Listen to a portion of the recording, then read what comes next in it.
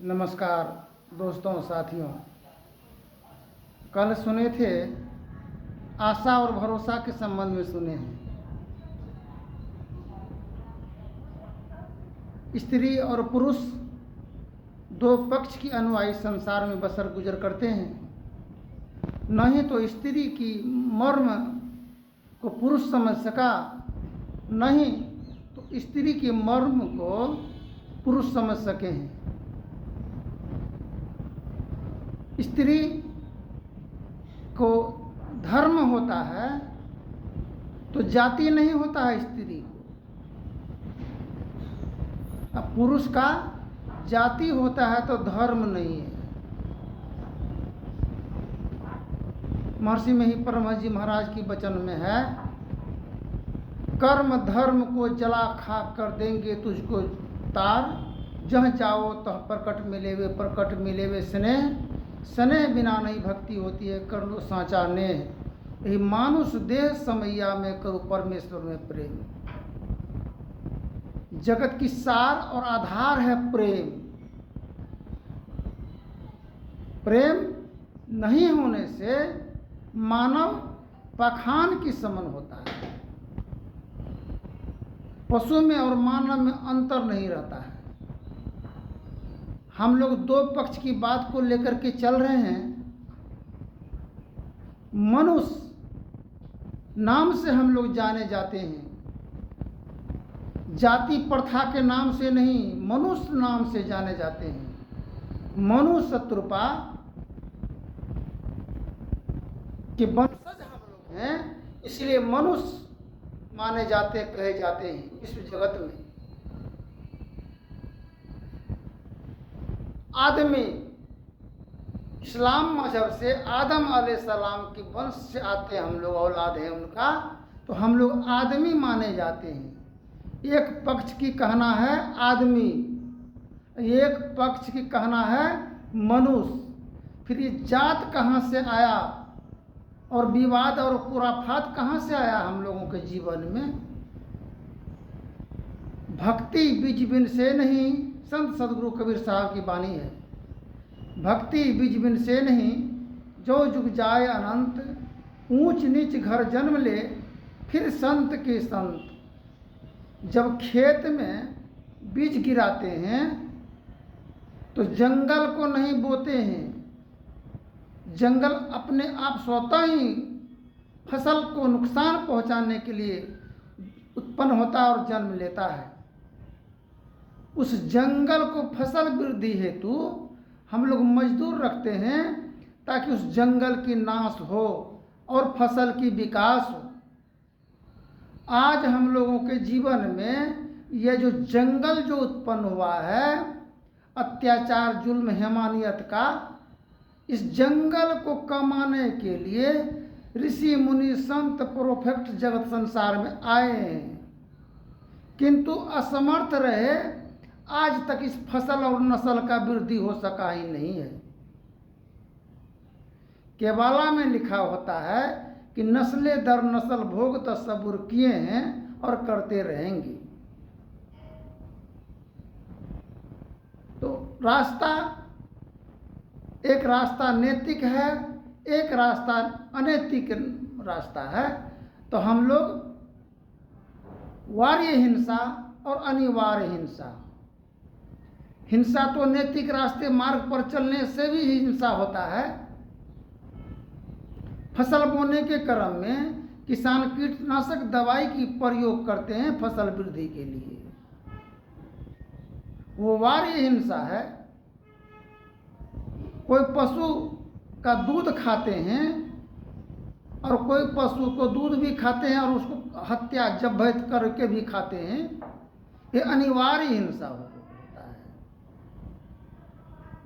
तो हिंसा तीन प्रकार से होता है, मन से, वचन से, कर्म से, मनसा वाचा कर्मणा।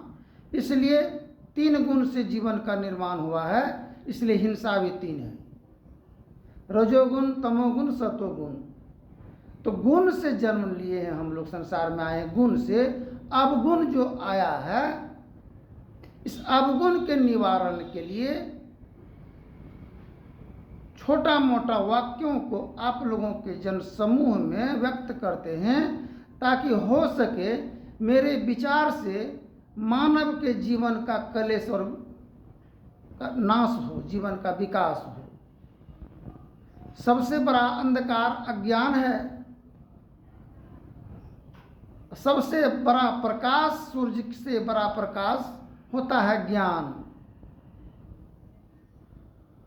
गुरु महाराज महर्षि में ही परम जी महाराज की वाणी है, ज्ञान ध्यान निधि जग उपकारी, बिंदु ध्यान भी ना ध्यान भी सरल सरल जग में प्रचारी। धनी ऋषि संतन धन बुद्ध जी शंकर रामानंद धनधारी, धन है साहब संत कबीर जी धनी नानक गुरु महिमा भारी। गोस्वामी श्री तुलसीदास जी तुलसी सावती उपकारी, दादू सुंदर सूर सपर जग जीवन पलटू भयारी। सतगुरु देवी अरुजे भय होंगे सब चरणन सिरधारी। तो चरण के सिर धारण करने के लिए हम लोग जगत में आए हैं, किंतु माता पिता भाई बहन से लाठी डंडा का प्रयोग करते हैं। क्यों करते हैं?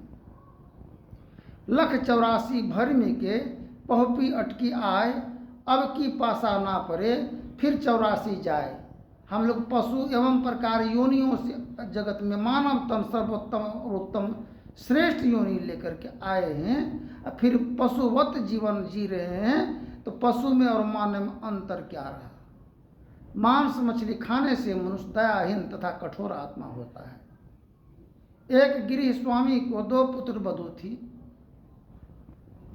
धर्म पत्नी गिरी स्वामिनी के निधन होने के बाद वह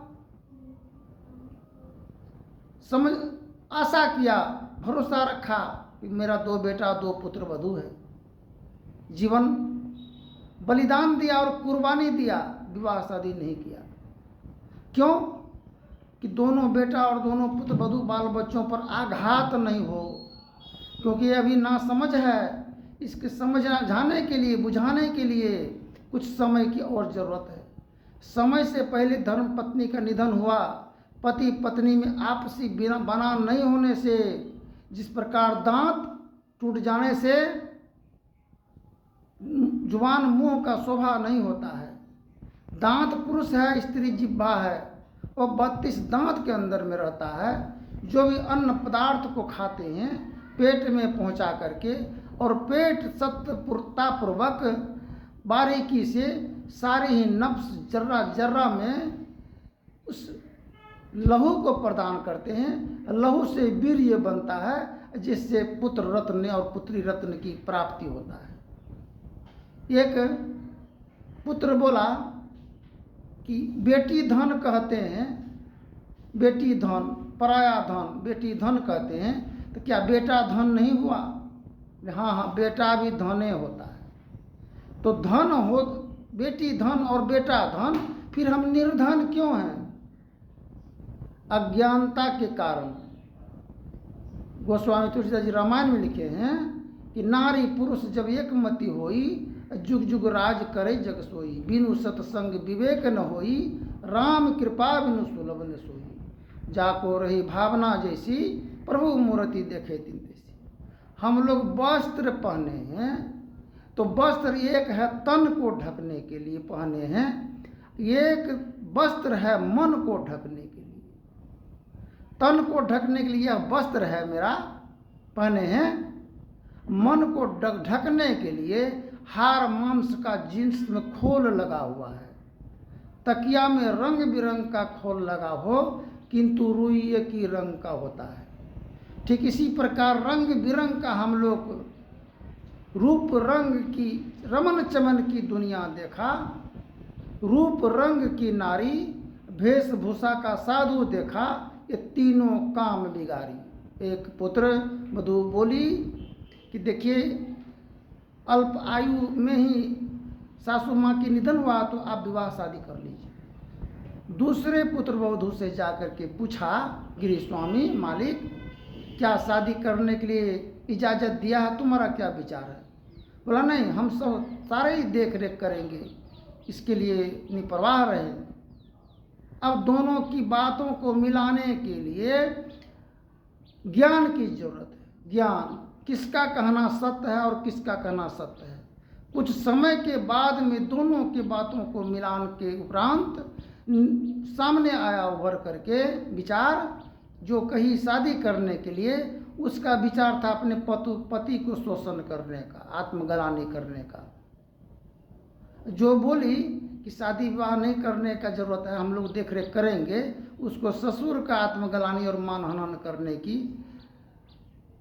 उसका इच्छा था, शोषण। तो शोषण तो दोनों तरफ से हो रहा है, किंतु वार्य शोषण किसका हुआ?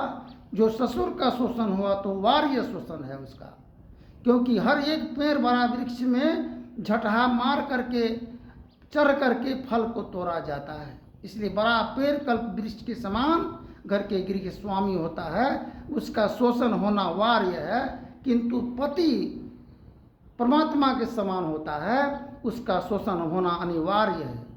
कोई पति का अगर शोषण हो रहा है, कोई शराबी अत्याचारी जुल्म जो पत्नी की आदर कदर की संबंध में नहीं जानते हैं, उसका शोषण